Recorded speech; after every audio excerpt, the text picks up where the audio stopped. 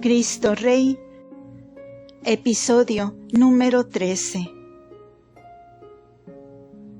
Por segundo, la convicción de la Iglesia Católica de ser la verdadera. Es otro reproche con que se ataca. La Iglesia es consciente de ser la verdadera y por ese motivo, por ejemplo, no permite que en los matrimonios mixtos sea educada una parte de los hijos en otra religión. No permite que, después de bendecir ella una bandera, otra religión la bendiga. Y esto lo hace no porque sea intolerante, sino porque es una exigencia de la verdad. Dos afirmaciones contradictorias sobre una misma cosa no pueden ser al mismo tiempo verdad. 2 más 2, por muchas vueltas que les demos, nunca serán 5. Pensemos qué indiferencia religiosa, qué decaimiento de la fe se desencadenaría si la Iglesia Católica no estuviese segura de estar en la verdad. No se escandalice nadie si lo digo sinceramente. En el momento en que la Iglesia Católica me dijera, está bien, no importa que las demás religiones sean o no buenas y verdaderas, yo sería el primero en abandonarla, porque análogamente tampoco sería buena y verdadera la religión católica. Pero insistamos en este punto. Nosotros no despreciamos a las demás religiones. De ninguna manera, tan solo estimamos la propia. No odiamos a las otras religiones. No, es que amamos a la Iglesia Católica. La amamos porque creemos que en ella vive la doctrina de Cristo, el mismo Cristo. La amamos porque Cristo Rey la fundó. No sabemos apreciar lo que significa ser católico. Quien suele ponderarlo es el que no nació tal, y después de largas luchas espirituales llegó al regazo de la Iglesia. No hace mucho que se publicó un libro de una célebre escritora alemana, María Bretano. ¿Cómo me llamó Dios? La autora pasó de bailarina a monja benedictina. Pero cuánto hubo de buscar, de sufrir, de luchar, antes que se cumpliera lo que un día vislumbró.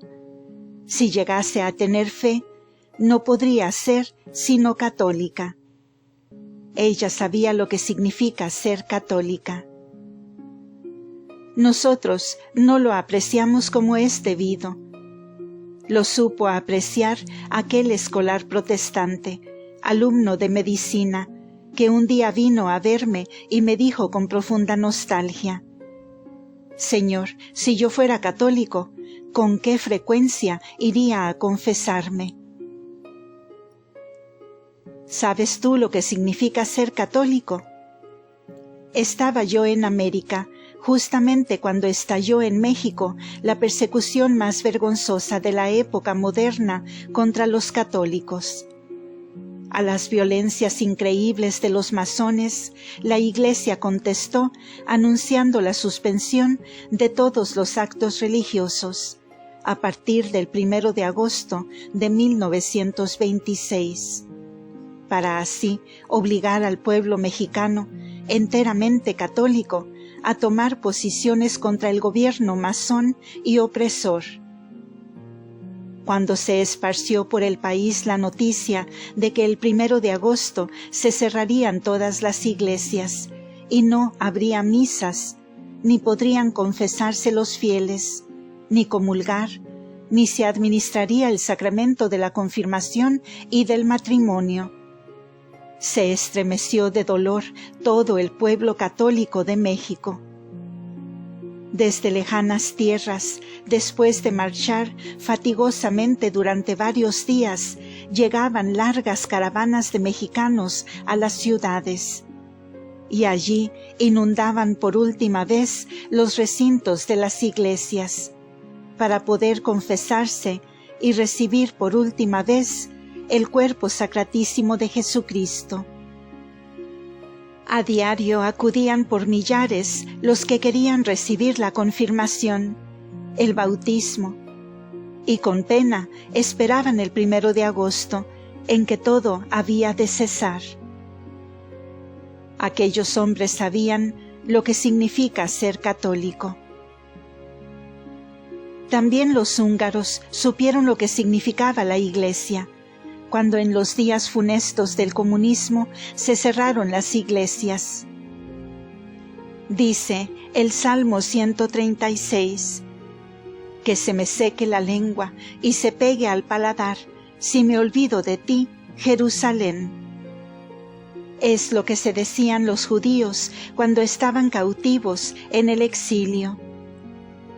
Es el mismo sentimiento que se suscita en los católicos cuando se persigue y se oprime a la Iglesia. El que valora a la Iglesia le tiene sin cuidado de que se rían de él en la fábrica o en la empresa, cuando tiene que defenderla si se la ataca injustamente. Permanecer fiel a la Iglesia católica es permanecer fiel a Jesucristo, porque ella es la esposa de Cristo. Cristo es Rey de la Iglesia.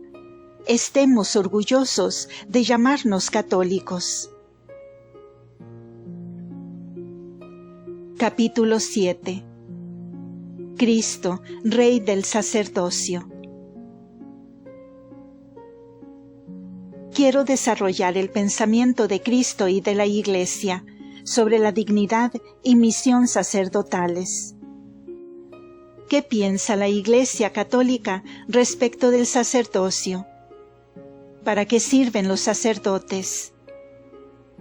En esta cuestión, el único que decide, el único que dictamina es nuestro Señor Jesucristo, el único Maestro. Él dijo en cierta ocasión a sus apóstoles: como me envió el Padre, así yo os envío. Yo os envío. Sois mis embajadores, sois mis ministros. El sacerdocio no fue inventado, como muchos afirman, por hombres ávidos de poder y de honores. No fue inventado por hombres que buscasen ser honrados y venerados por el pueblo, sino que fue instituido por el Señor. Es voluntad del divino Jesús que haya hombres que, libres de otros quehaceres, aún más libres de las preocupaciones de la vida familiar, consagren toda su vida, todos sus instantes, a un solo objetivo: a guiar los hombres a Dios y encaminar las almas al cielo.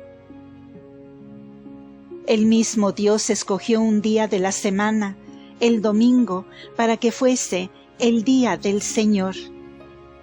El mismo Dios escogió los salmos para que fueran los cantos del Señor.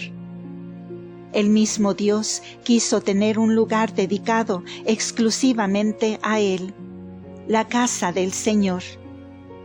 Este mismo Dios escogió también a algunos de los hombres para que fueran los ungidos del Señor, los ministros de Dios.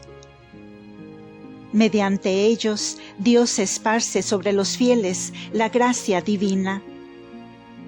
El sacerdote, según la voluntad de Dios, el buen sacerdote, sabe muy bien él que es ministro, es decir, siervo, que no está para que le sirvan, sino para servir, como siervo del Señor y de los fieles de Cristo.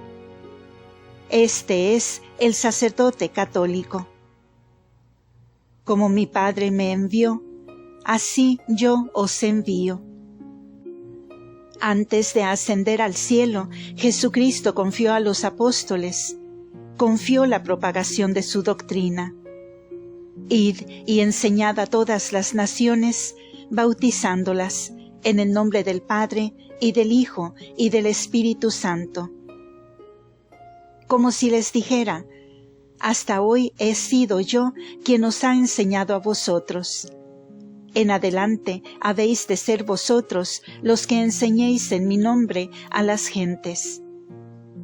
Hasta ahora he sido yo quien os he alentado y protegido. En adelante habéis de ejercer vosotros el mismo oficio con vuestros prójimos. Hasta ahora fui yo quien moldeé vuestras almas según la voluntad de Dios. En adelante habéis de moldear vosotros el alma de los fieles según mi espíritu. Es decir, hasta ahora vosotros habéis sido mis oyentes, mis prosélitos, mis discípulos. Sed en adelante mis pregoneros, mis apóstoles, sed mis sacerdotes. Continuará.